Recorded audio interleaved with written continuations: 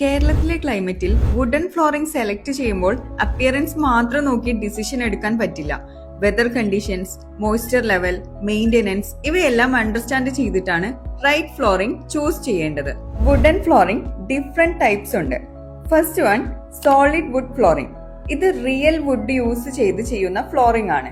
തേക്ക്, ഓക്ക്, ഇരുൾ പോലുള്ള natural Woods ആണ് സാധാരണ ഉപയോഗിക്കുന്നത്. Next one engineered wood flooring.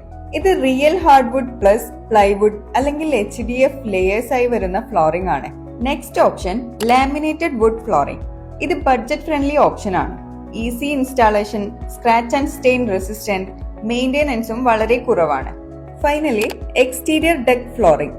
Wood fibre plus plastic mix material ആണ്. Water resistant, termite resistant, maintenance കുറഞ്ഞ strong and durable flooring. Budget, usage area, Kerala climate, maintenance needs ഇതെല്ലാം പ്രോപ്പറായി consider ചെയ്ത് right wooden flooring choose ചെയ്താൽ long term satisfaction ഉറപ്പാണ്.